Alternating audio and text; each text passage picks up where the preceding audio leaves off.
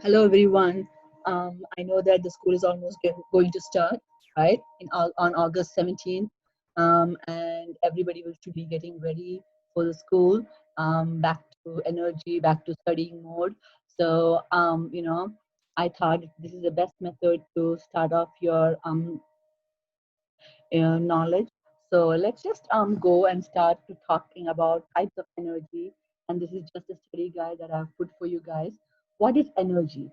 Energy is the ability to do work. So any work that you do, that is energy. That is a form of energy. Okay. So the best. If somebody asks what is energy, it is the ability to do a work. Okay. Of course, that's the simplest way to answer. More complicated part is all work requires energy. So any work that you do that is actually generating energy or it is using energy. But not all energy can be used for work. So there are some kind of energies which we cannot use for work. Now, what is a kinetic energy? A kinetic energy is energy in motion. So whenever you see a roller coaster going all the way down, the tire of the car moving forward, they are all kinetic energy. Okay? Energy that is happening then. What is potential energy? Potential energy is the energy that has been stored in matter. So the potential energy. So you have a potential to do something, right? It means that you have a kind of energy and you're ready to go with that energy. The potential energy is the energy that is stored and it can be used in the matter. Okay. For example, chemical energy in food, right? That is a potential energy. So the energy that is in food in the form of chemical energy, that is a potential energy that you can use. So what happens when you eat food, right? When you eat food, the energy is actually getting digested and then it is going into the bloodstreams and then it is getting stored. Some part of it is being used and some part of it is being stored. The stored part of energy is called the potential energy.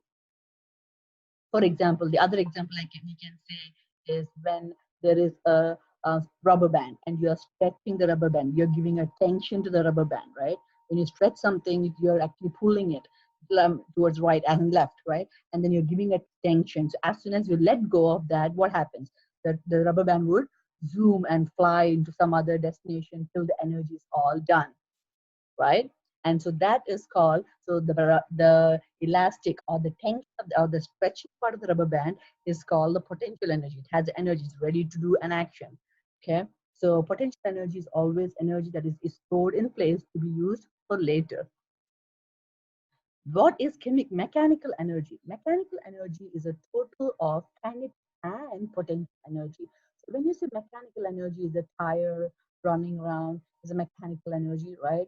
So mechanical energy is a combination of both the kinetic as well as the potential energy. What are some of the forms of energy? So thermal energy, right? Chemical energy, electrical energy, sound energy, nuclear energy. These are all the variety of energies that we have in place in the universe. Okay.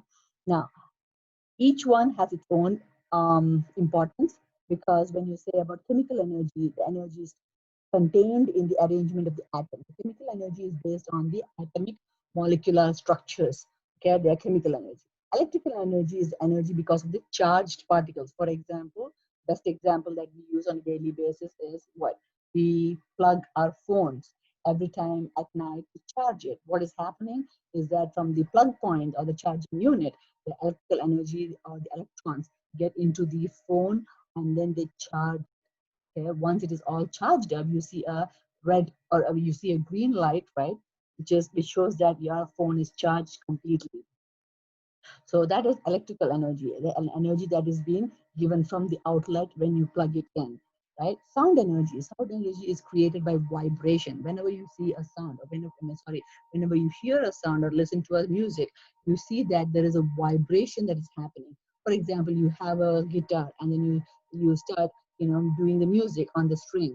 So that vibration is what is creating the sound. So again, sound energy is nothing but it's a vibration of matter. Okay, then there is light energy. Light energy is energy of vibration of electromagnetic field. Again, light energy is nothing but the vibration of the electromagnetic field. Now you have nuclear energy, energy of arrangement of protons and neutrons in the atomic nucleus. So again, you guys might have learned in sixth grade that an atom has protons and neutrons in its nucleus, right? Now these neutrons and protons also have energy in them, and that is which is creating the nuclear energy.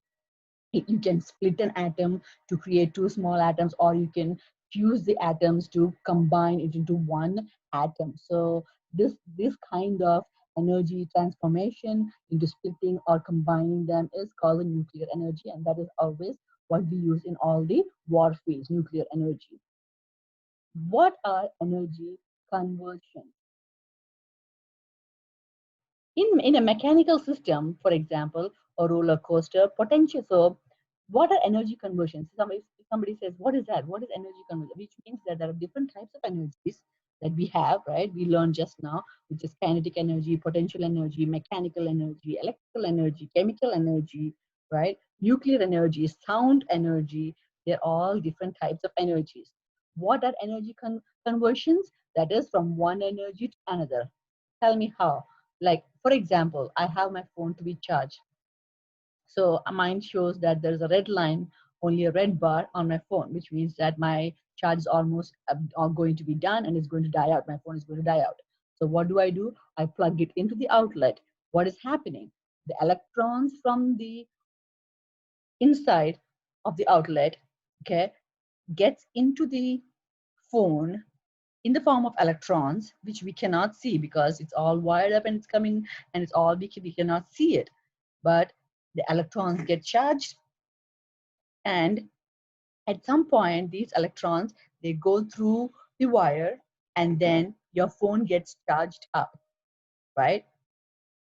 That is what is called transformation of energy from the outlet to your phone.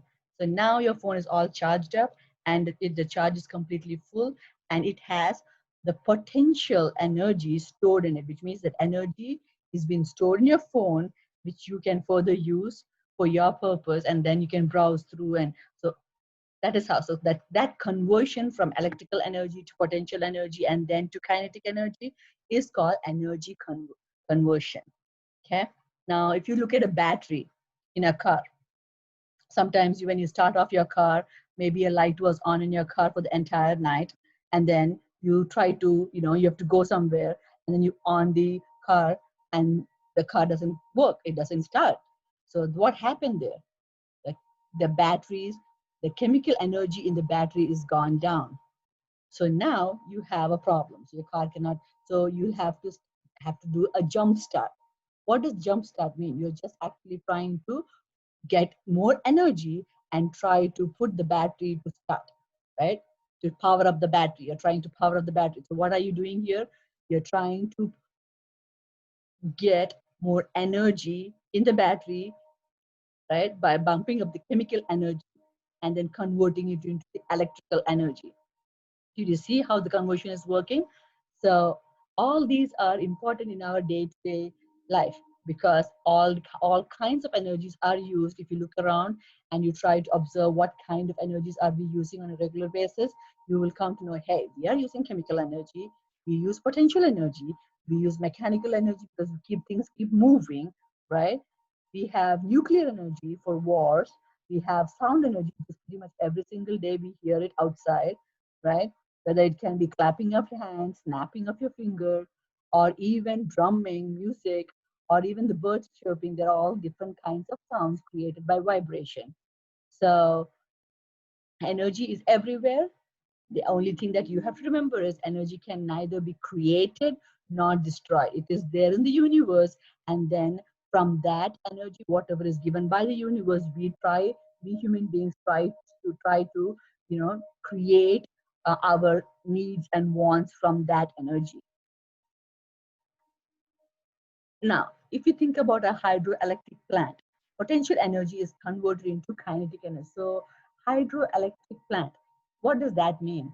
That's nothing but a unit, a facility where water is getting collected, and the power that the water generates, that energy is being created into electrical energy and is being used for us, for our purposes, for human beings' purpose, for generating energy for generating electricity, right?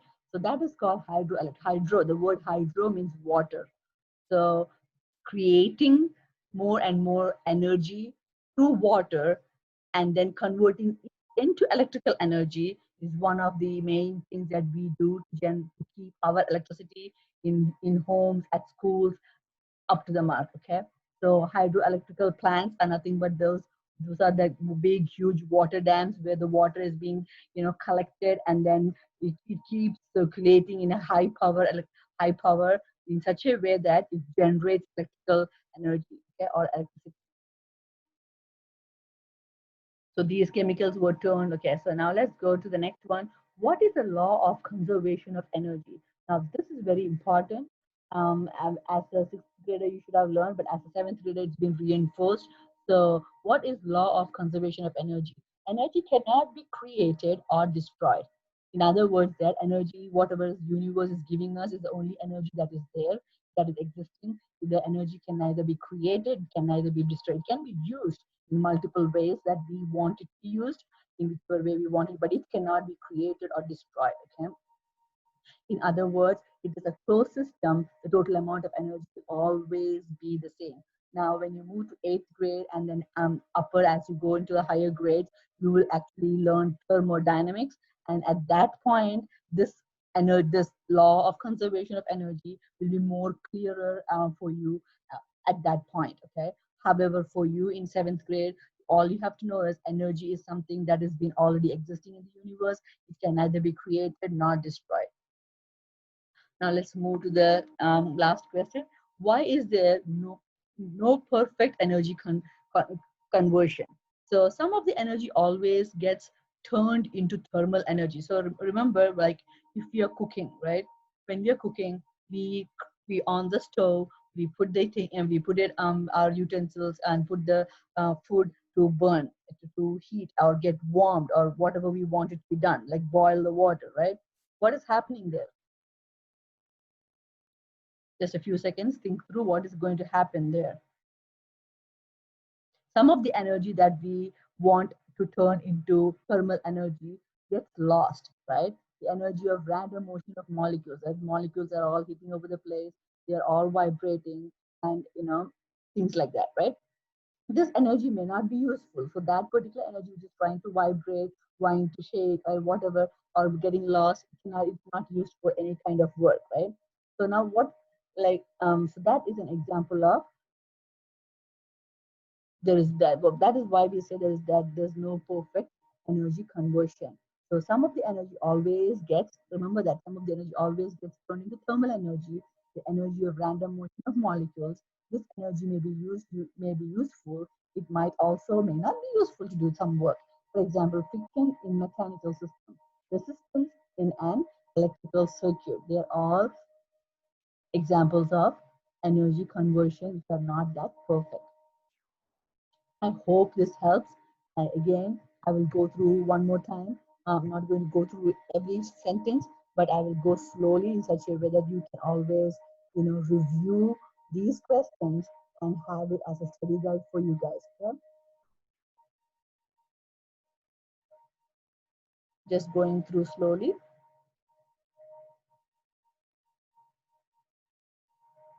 Remember, guys, you need to understand the question, think through as to what the question is asking you, and then try your best to answer it. Also, when you study a particular topic, make sure that you have a study guide, make sure you have your notes, and then keep your notes in such a way that you need, the bookmark it with page numbers, and you need to know which unit, which topic you're learning. So have a systematic way of learning, and I know that everybody will be successful.